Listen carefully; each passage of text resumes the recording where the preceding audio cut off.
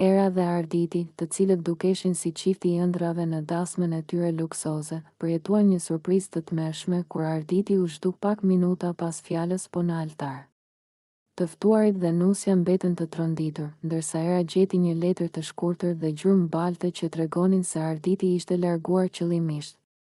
Çfarë nisi si një ditë e lumtur u shndërrua menjëherë në një mister të rrezikshëm, e vendosur për të zbuluar të vërtetën. Era ndoqi gjurmët e balta që çuan drejt një pylli afër vilës dhe gjeti sendet të Arditit, një jelek kostumi dhe një çantë lëkure që përmbante pasaportën e tij të rreme dhe dokumente borxhesh të rrezikshme. Ajo kuptoi se bashkëshorti i saj nuk ishte ai që pretendonte të ishte dhe se arratisja e tij nuk ishte thjesht një akt impulsiv, por një përpjekje për të shpëtuar nga një rrjet kriminal ndërkombëtar. Ndërsa Era përballej me një burg të panjohur dhe njerëzit e tij, ajo u detyrua të vraponte për jetën e saj dhe të gjente mënyra për të shpëtuar. Në një kabinë të braktisur, ajo zbuloi dokumente të shumta që zbardhnin identitete të ndryshme të Arditit, duke treguar se ai nuk quhej realisht Ardit Selimi, por Armend Sula. Ky njeri kishte krijuar një identitet të rrem për të mbijetuar dhe për të shpëtuar nga borxhet e mëdha dhe kërcënimet e grupeve kriminale. Pjesa më e dhimbshme për Erën ishte të kuptonte se gjithë marrëdhënia e tyre kishte filluar mbi një gënjeshtër, por dashuria e saj për të dhe guximi për ta ndihmuar atë tregonin forcën e karakterit të saj. Ata u bashkuan për të ikur nga rrjeti kriminal dhe për të gjetur një vend të sigurt, duke marrë ndihmën e një miku besnik të Armendit. Në këtë rrugëtim për mbijetesë dhe të vërtetë, ata përballuan frikën, rrezikun dhe tradhtinë dhe, në fund, arritën të pastrojnë emrin e tij dhe të rindërtojnë jetën e tyre. Historia e Erës dhe Armendit tregon se dashuria nuk është vetëm buzëqeshje në altar. Është guxim, vendosmëri dhe aftësia për të përballuar së bashku çdo sfidë. Edhe kur e vërteta është më e frikshme se çdo gënjeshtër. Në mes të krizës dhe rrezikut, ata mësuan të besojnë të njëri tjetri dhe të ndërtojnë një lidhje që mund të mbijetojë edhe kur e gjithë bota duket kundër tyre. Mbrëmja kishte rënë mbi qytet me një qetësi të çuditshme, si një batanie e rëndë që mbulonte gjithçka, por jo zemrat e njerëzve të përfshirë në historinë që sapo kishte marrë kthesën e vet më të fortë. Brenda lokalit Azur, dritat qëndronin të fikura, përveç një llambe të vogël tek tryeza ku pronari Arben Leka rrinte ulur, me duart e mbështetura mbi fytyrë. Përballë tij ishte një dosje e trashë, e mbushur me dokumente dhe fotografi. Syt I kishte skuqur nga lodhja, por jo më shumë se sa nga zemërimi. Zemërimi heshtur, por I rrezikshëm, në anën tjetër të qytetit, Mira rrinte ulur në divanin e një streze të përkohshme që Arbeni kishte organizuar për të. Rinja e saj ishte ndalur në vend, teksa fëmia që mbante në bark ishte e vetmi arsye pse nuk lejohej ta kapte dëshpërimi plotësisht. Kishte kaluar mesditën duke qarë, por lotët tashmë ishin tharë.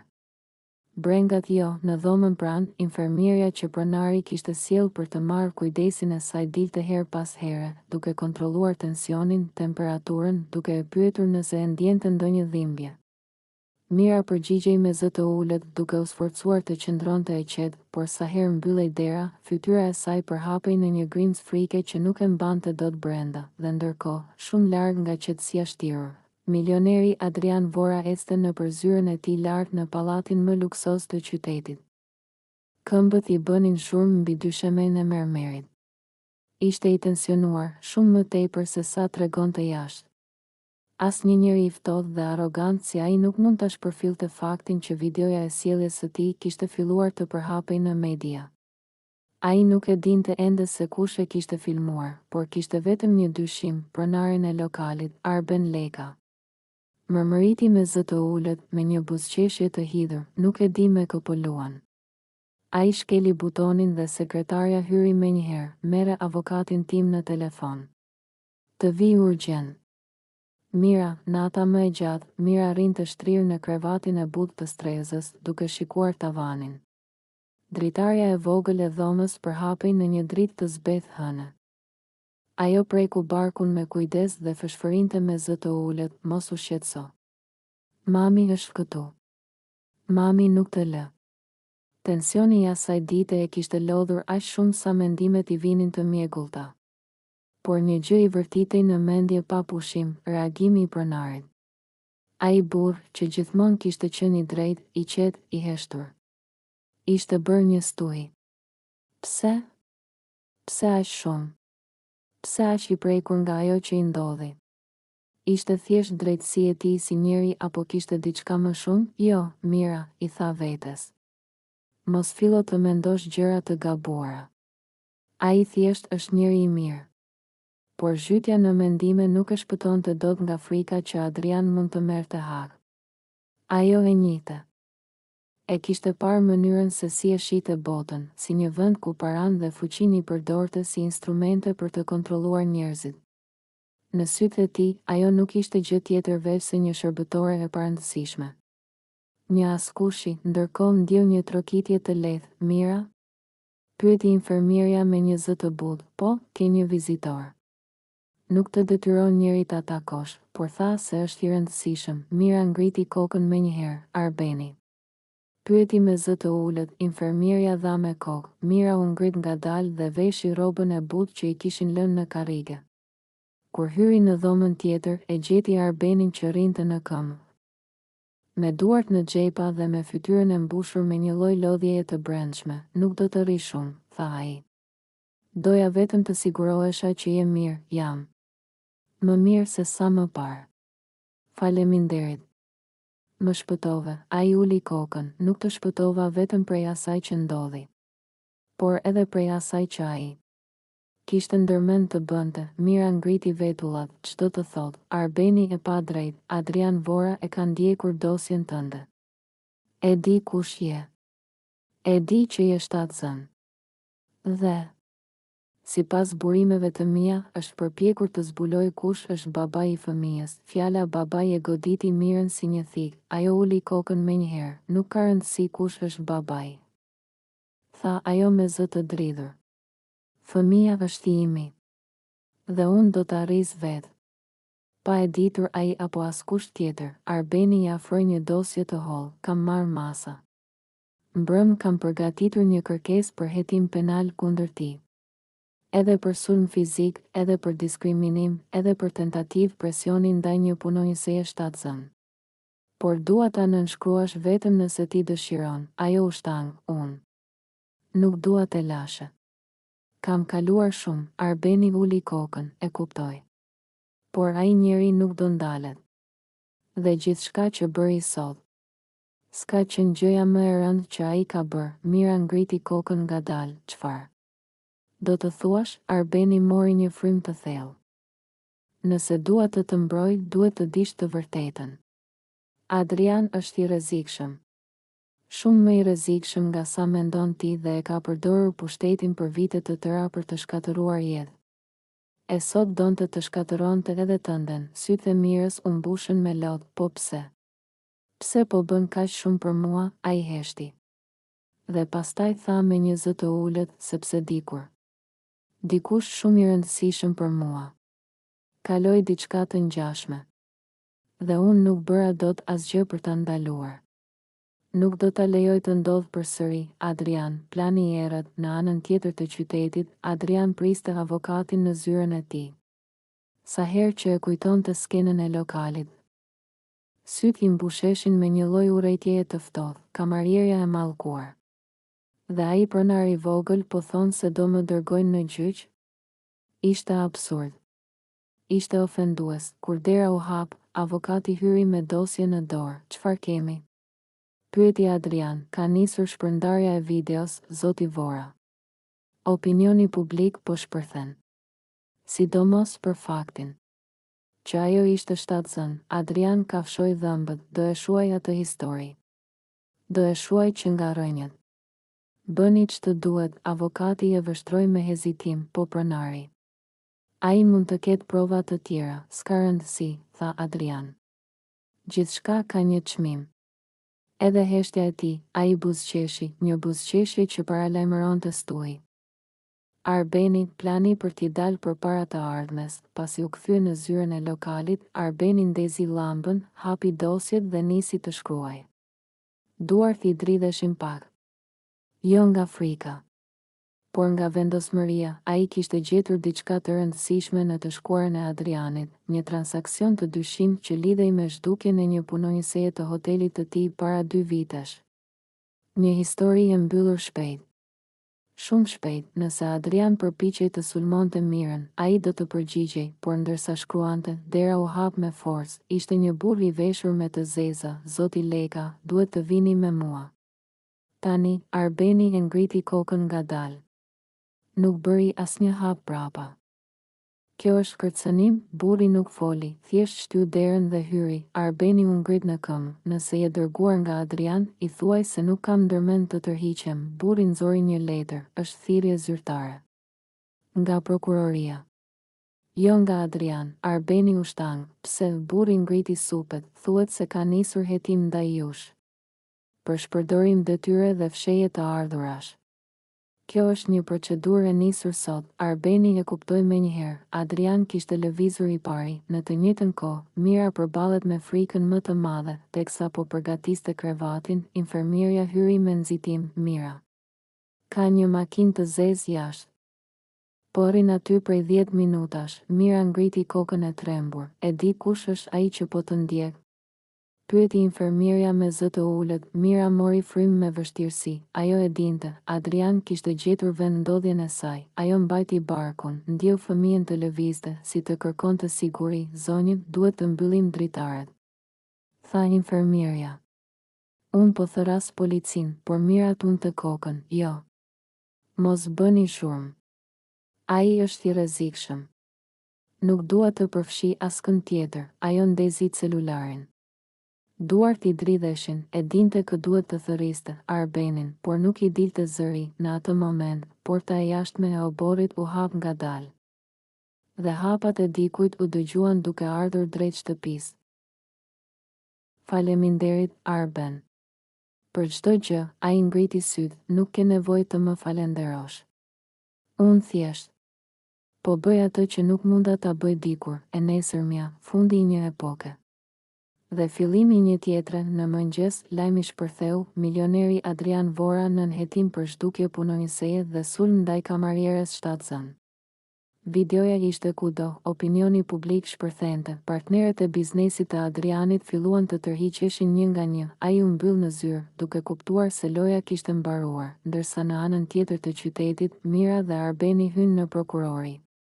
Mira, për herë të parë, ecte drejt me kokën lart, jo si viktim, por si nën që po mbronte veten dhe fëmijën e saj. Ajo firmosi, Arbeni ishte pranë saj, dhe nuk u largua për asnjë çast. Kur dolën jashtë, gazetarët i rrethuan, por Arbeni i mbrojti. Largohu, u tha. Ajo nuk do flas sot. Sot është dita e drejtësisë, jo e sensacionit. Mira e vështroi me një buzëqeshje të lehtë. Diçka e re kishte lindur mes tyre, jo romancë e menjëhershme, por një lidhje e rrallë, e pastër, e ndërtuar mbi dhimbje, drejtësi dhe mbrojtje. Dhe kur u kthyen drejt makinës, Mira i tha, Arben, po, a do të jesh pranë meje? Kur të vi fëmia në jetë, Arbeni u ndal, sytë u mbushën me një ngrohtësi që nuk e kishte shfaqur kurrë. Ai zgjati dorën dhe e mbajti të sajën, do jem. Çfarëdo që të ndodh, në vilën madhështore Buz Liçenit, ku ishin mbledhur qindra të ftuar, çdo gjë dukej e përkryer. Fladi i mbrëmjes luante lehtë me lulebardhët e zbukuruar në shtegun drejt altarit, ndërsa të ftuarit përshpërisnin për pasurinë dhe fuqinë e dhëndrit. Artit Selimi, milioner i ri, investitor i suksesshëm dhe njeriu që dukej se kishte çdo gjë nën kontroll. Në të mes të kësaj perfekte, po qëndronte dhe Era, nusja me fustan mëndafshi të bardhë që i rrinte si ujë mbi trup. Ajo dridhej lehtë, jo nga frika, por nga emocionet. Kishte besuar se më në fund kishte gjetur burrin e jetës. Arditi ishte shfaqur në jetën e saj si një dritë e papritur, i sjellshëm, inteligjent, i kujdesshëm dhe misterioz. Por ajo e kishte dashur atë mister, sepse mendonte se njeriu që pëlqen pak privatësi thjesht ka plagët e veta. Kur zëri i celebruesit u dëgjua qartë, a e pranoni njëri tjetrin për bashkëshort? Era tha apo me zë të dridhur, por të sigurt. Arditi u buzëqesh lehtë dhe tha të njëjtën fjalë, po, të ftuarit duart trokitën, fishek zjarret shpërthyen mbi ujë dhe muzika filloi të ngrihej. Era ju afrua Arditit për ta puthur, por ai I preku but duart, sikur t'i kërkonte një çast, vetëm 1 minutë, I pëshpëriti. Po vi me njëherë. Era buzëqeshi pa e ditur se ai çast I vogël do të shndërrohej në fillimin e makthit të saj. Kaluan 10 minuta. Pastaj 15. Muzika vazhdonte, njerëzit po prisnin daljen e tyre si çifti sapo martuar, por Arditi nuk po shfaqej. Telefoni I tij nuk përgjigjej dhe asnjë I ftuar nuk e kishte parë të dilte nga salla. Në fillim, Era mendoi se ndoshta kishte ndonjë emergjencë të papritur, ndoshta një problem me ndonjë punonjës, ndoshta diçka e thjeshtë. Por, pas gjysmë ore, paniku filloi t'i rritet, ajo shkoi në dhomën ku dhëndri zakonisht përgatitej. Dera ishte gjysmë e hapur. Brenda, mbi tavolinën e xhamit, qëndronte një telefon që nuk ishte I Arditit. Dhe për krah tij, një zarf I bardhë I mbyllur, me duar që I dridheshin, Era e hapi. Brenda kishte vetëm një letër të shkurtër me shkrimin e tij, më fal. Nuk jam ai që mendon. Mos më kërko. Ajo u mbështet te muri e tronditur, por instinkti I saj nuk ishte të qante. Jo. Diçka brenda saj u ngurtësua, një forcë që nuk e kishte ndier kurrë. Ajo do të gjente Arditin, çfarë do të fshite ai. Kur ktheu kokën përreth dhomës, vuri re detajin që ndryshoi gjithçka. Në qilimin pranë dritares kishte gjurmë të imta balte, të freskëta, dikush kishte hyrë ose dalë prej andej. Era nuk e dinte ende, por ishte vetëm hapi I parë drejt një vorbulle sekretesh, tradhti. Borxhe të frikshme dhe një identitet të rrem që Arditi kishte mbrojtur me vite dhe tashmë. Gjithçka kishte nisur në dasmën e tyre. Era doli nga dhoma e zhdukur e dhëndrit me letrën e tij të shtrënguar në dorë. Të ftuarit përpiqeshin të kuptonin çfarë po ndodhte, por ajo nuk u dha asnjë shpjegim. Nuk ishte koha për turp, as për lodh. Ishte koha për përgjigje. Gjurmët e baltës në qilim I rrinin pezull në mendje. Ku kishin qenë këpucët e Arditit? Në fotografinë e fundit pak para ceremonisë, këpucët e tij ishin të pastra. Ndërsa balt, në mes të një vile të sterilizuar, diçka nuk shkonte. Ajo I kërkoi Marës, shoqes së saj të ngushtë. Mbylli dyert e pasme të vilës. Mos lejo askënd të largohet derisa unë të kthehem. Mara u shtang, po ti ku po shkon? Era, çfarë po ndodh? Kam një ndjesi të keqe, I tha Era shkurt. Dhe dua ta ndjek atë ndjesi. Doli nga dera anësore e vilës dhe vështroi terrenin. Vila ishte e rrethuar nga një kopësht I madh, një rrugicë guri dhe më tej. Pylli. Drita e hënës binte mbi rrugicat e lagura nga shiu I pasdites. Dhe pikërisht aty, në skajin e kopshtit, Era pa gjurmët e balta që vazhdonin drejt pyllit. Ajo u përkul dhe preku tokën, të freskëta. Pëshpëriti, I ndoqi me kujdes, edhe pse zemra I rritë fort. Ndërsa ecte, I dukej sikur çdo deg që lëvizej, çdo shushurim, mund të ishte ai. Ose dikush tjetër. Në një kthes të pyllit ajo pa një gjë të çuditshme, një jelek I zi kostumi, I varur në një degë sikur dikush e kishte hequr me ngull. Era e njohu menjëherë, ishte I Arditit, por pse duhej të hiqte jelekun për t'u arratisur? Dhe pse do të arratisej fare, para se të arrinte të mendonte më shumë, dëgjoi një shrum pas një peme të madhe. Ajo ngriti kokën me sy të zgurdulluar. Ardit? Thirri me zë të ulët, asnjë përgjigje. Vetëm hapa të shpejt që largoheshin. Era filloi të vraponte, por kur mbërriti te rrënjët e pemës, gjeti diçka tjetër, një çantë lëkure, të cilën Arditi e kishte marrë gjithmonë me vete. Ajo e mori, e hapi me duar që dridheshin dhe brenda gjeti 2 gjëra që e ngrin vendit, një pasaport me një emër tjetër. Arditi nuk quhej Ardit Selimi. Të paktën, jo në këtë dokument. 2. Një zarf me fatura borxhi nga njerëz që nuk I kishte dëgjuar kurrë më parë, shoqëruar me një letër të shkurtër kërcënuese. Pagesa brenda 48 orëve, përndryshe do detyrohemi të marrim masa. Era pëshpëriti, zot. Kush ishe ti në të vërtetë? Teksa po mendonte ç'duhej bër, një dritë e fortë ndriçoi papritur mes pemëve.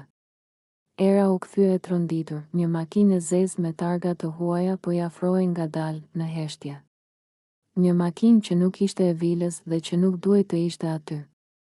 Dera e makinës u hap dhe një burr i panjohur me fytyrë të ashpër dhe sy të ftohtë zbriti prej saj. Ai e vështroi erën nga kokat e këmbët. Ti duhet të jesh nusja, tha ai me një buzëqeshje të akull. Po kërkon bashkëshortin tënd, apo jo? Era u tërhoq një hap mbrapa, duke e mbajtur çantën e Arditit pas shpinës. Kush jeni ju? Burri ngriti vetullat, sikur pyetja e kishte argëtuar, le të themi. Njeriu që Arditi duhet ta kishte takuar sot, por me që ai ikën gjithmonë si frikacak, tani është radha jote të na tregosh ku është. Frymëmarrja e erës u shkurtoi. Ajo më në fund e kuptoi, aratisja e Arditit nuk ishte një vendim romantik apo një frikë e momentit.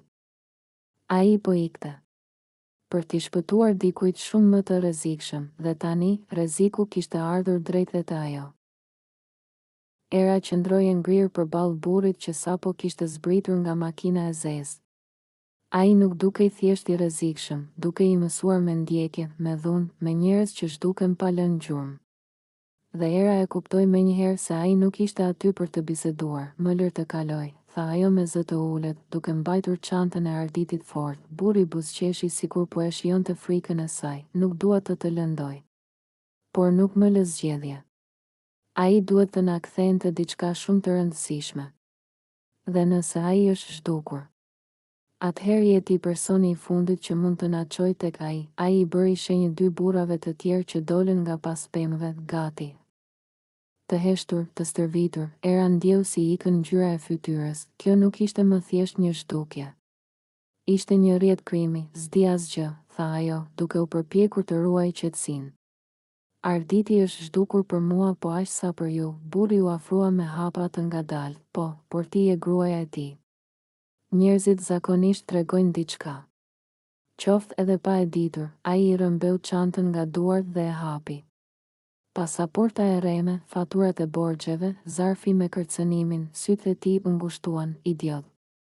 Murmuriti ai. Pas ka nisur të dalë nga kontrolli. Në atë moment, Era kuptoi se kishte vetëm një mundësi, duhej të largohej me çdo kusht. Ajo bëri një hap të shpejt mbrapa, pastaj një tjetër, dhe kur burri ju afrua, Era ja ktheu me një gjest që se kishte menduar kurrë se mund ta bënte. Shtyu me gjithë forcën trupin e tij dhe vrapoi në drejtim të pyllit, kapjenin. U lëriti burri, Era vrapoi si e çmendur, duke futur duart mes shkurreve, duke u rrëzuar mbi rrënjën, duke ngritur sërish veten. Në kokë i kumboi vetëm një mendim, nëse më kapin, nuk dal më gjallë. Ndërsa vraponte, dritat e makinës së zezë filluan të lëviznin drejt saj. Burri dhe njerëzit e tij po i afroheshin. Ajo u mundua të humbte mes pemëve, por pa pritur rrëshiti mbi një shpat të vogël dhe ra poshtë. Duke u rrotulluar me trupin e saj në balë, aty është. Dëgjoi një zëmbitë, Era u ngrit dhe pa një ndërtesë të braktisur në skajin e pyllit, një kabinë e vjetër roje, me dritare të thyer dhe derë të qarë. Pa menduar dy herë, ajo u fut brenda. Kabina kishte erë myku e pluhuri. Era u fut pas një vendi të vjetër ku ruheshin mjetet e kopshtarisë. Aty gjeti një radio të vjetër, një raft bosh dhe një kuti hekuri. Zërat jashtë afrohen, kontrolloni brenda. Ai s'ka ikur larg. Era mori frymë me zor, gati sa i ra të fikët, kur gishtat e saj prekën diçka brenda kutisë së vjetër, një dosje plastike gri. Kur e hapi, Era u shokua. Në dokumente kishte qindra faqe printimesh, foto të vjetra, dosje të fshehta. Me emrin e Arditit, qysh nga fëmijëria, vetëm që çdo faqe kishte emra të ndryshëm, e njëjta fytyrë, emrat ndryshonin, fotot ndryshonin, identitetet ndryshonin. Në faqen e fundit shkruhej një fjali e vetme, subjekti, Armend S, i rrezikshëm, mashtrues financiar. I zhytur në borxhe me grupe kriminale ndërkombëtare. Të mbahet në vëzhgim. Era ngriti duart tek goja, duke u dridhur. Arditi. Armendi. Kush ishte në të vërtetë, para se të mendonte më tej, dera e kabinës u hap me forcë. Era u shtang, burri i rrezikshëm hyri brenda, duke parë çdo cep të errët. Dil, nusja e dashur, tha ai me një zë të ulët.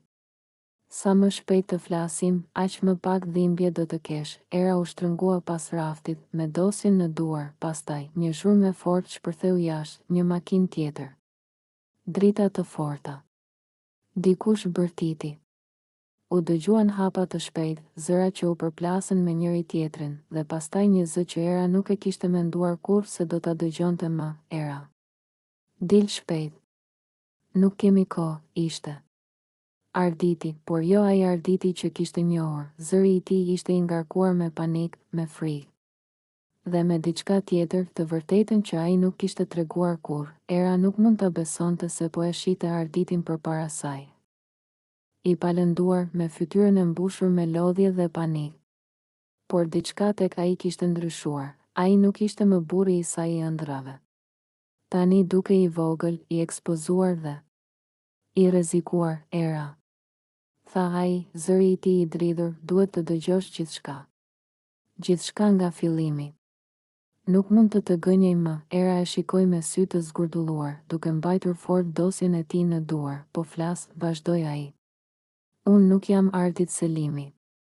Jam Armend Sula. Kush e quan Ardit Selimi është?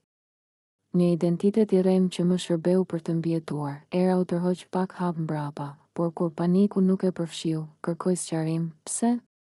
Pse të gjithë këto vite? Dhe pse sot? Në dasmë. Ikje pa pritur, Arditi. Jo, Armendi, mori frym thellë dhe filloi të tregonte. Kur isha adoleshent, familja ime humbi gjithçka. Borxhe, mashtrime, njerëz të rrezikshëm. Ata që kontrollonin pasurinë e babait tim nuk më lejuan të jetoj normal. Më morën gjithçka. Për të mbijetuar, u krijova një identitet tjetër. Ardit Selimi. Një milioner i pasur, i respektuar. Një mask për të qëndruar gjallë, dhe dasma? Pyeti Era, me zërin që i dridhej, një kurth. Një nga këta njerëz që më ndjekin prej kohësh kërkonte të më detyronte të paguaja borxhet. Ata donin të më poshtëronin, të më përdornin. Dhe dasma ishte momenti i përsosur për t'u afruar. Por unë nuk mund ta bëja. Nuk mund të merrja me veten në këtë ferë. Prandaj ika. Era nuk e besonte. E gjithë jeta e saj, ëndrat për një martesë të lumtur. E gjitha një maskaradë, pra. Asgjë nga ne nuk ishte e vërtetë? Pyeti ajo me zë të ulët. As premtimet, as dashuria, Arditi u afrua, sytë e tij plot pendim, jo. Dashuria ime për ty ajo ishte e vërtetë. Por gjithçka tjetër. Ishte gënjeshtër e nevojshme për të mbijetuar. Tani, ata që më ndjekin janë shumë të rrezikshëm. Dhe nëse qëndron pranë meje, edhe ti rrezikohesh. Era e kuptoi menjëherë, nuk ishte thjesht një arratisje.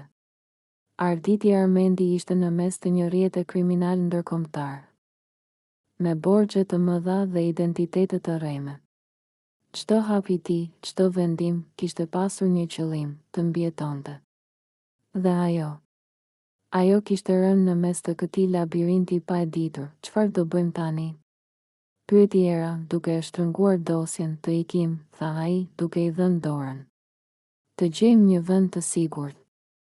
Dhe pastaj, mund të vendosim se çfarë do të bëjmë me të gjithë këtë. Era u mendua pak.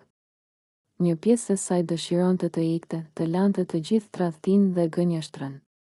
Por një tjetër pjesë, një pjesë e fortë, kurajos, i tha, nuk mund të lë Arditin Armendin vetëm tani. Ata dolën nga kabina e braktisur, duke u fshehur mes pemëve dhe errësirës. Ndërsa pas tyre drita e makinës së zezë nuk pushonte së ndjekuri. Një garë për mbijetesë sapo kishte filluar. Era e kuptoi se kjo histori nuk ishte më thjesht për një martesë të prishur. Ishte një luftë për jetën, për të zbuluar të vërtetën dhe për dashurinë e vërtetë që tashmë nuk mund të injorohej. Era dhe Armendi ecnin me hapa të heshtur, duke u fshehur pas pemëve të dendura të pyllit. Makina e zezë dhe njerëzit e tij ishin vetëm disa metra pas tyre, por në errësirë ata gjetën një rrugicë të ngushtë që çonte drejt një rrokeje të vogël. U fshehën pas një grumbulli gurësh dhe mezi merrnin frym, duke dëgjuar zërat dhe hapin e këmbëve që afrohej. Duhet të ikim përtej këtij rrjeti, tha Armendi me zë të ulët. Vetëm atje do të jemi të sigurt. Era e shikoi me sy të vendosur. Një pjesë e saj ende ndiej e tradhtuar, e lënduar, por instinkti i saj luftarak nuk e lejonte të dorëzohej. Tregon gjithçka për borxhet dhe njerëzit që të ndjekin. Dua ta di kërcënimin që kemi përpara, tha ajo. Armendi u ul mbi një gur dhe filloi të tregonte, është një rrjet financiar ndërkombëtar. Ata marrin njerëz me para dhe borxhe të mëdha dhe përdorin çdo mjet për t'i detyruar të paguajnë. Faturat që gjejen në çantën time ishin vetëm maja e icebergut. Nëse nuk paguaja, ata do të vrisnin ose do të përdornin njerëzit e mi të afërt. Nuk mund t'i përballoja vetëm dhe nuk mund ta përfshija ty deri tani. Era e kuptoi seriozitetin e situatës. Çdo vendim i Armendit kishte qenë për të mbrojtur jetën e saj, atëherë. Duhet të gjejmë dikë që mund të na ndihmojë, tha ajo. Dikush jashtë këtij qyteti. Dikush që mund të na mbrojë, po, u përgjigj ai. Kam një mik që mund të na fshehë dhe të na ndihmojë të pastrojmë këto dokumente të rreme dhe borxhet. Ata eci me kujdes përmes pyllit, duke përdorur errësirën si mburojë. Kur arritën tek rruga kryesore, një makinë e shpejtë i priti me xhama të zinj dhe motor të heshtur. Ishte mik i Armendit, një person i besuar që nuk i kishte braktisur asnjëherë në situata të vështira. Në makinë, Era dhe Armendi ndaluan pak për të marrë frymë. Tashmë larg makinerisë kriminale, Era e shikoi në sy Armendin dhe tha me vendosmëri, ti më gënjeve, tha ajo. Por tani nuk ka më gënjeshtra. Ne do ta përballojmë këtë së bashku. Ai e mori dorën dhe e mbajti ngrohtësisht. Faleminderit që më beson, tha ai. Nuk kam merituar një njeri si ti, por tani nuk ka kthim prapa. Më pas, ata e kuptuan diçka të rëndësishme. Dashuria e tyre nuk kishte qenë e thjeshtë, por e vërtetë. Ajo kishte kaluar provën më të madhe, kishte mbijetuar gënjeshtrat, tradhtinë dhe rrezikun. Në ditët që pasuan, Era dhe Armendi punuan me mikun e tij për të pastruar emrin, për të paguar borxhet dhe për të krijuar një identitet të ri, këtë herë të sinqertë dhe të sigurt. Historia e tyre u shndërrua nga një dasmë e shkatëruar në një rrëfim mbijetese dhe dashurie të vërtetë.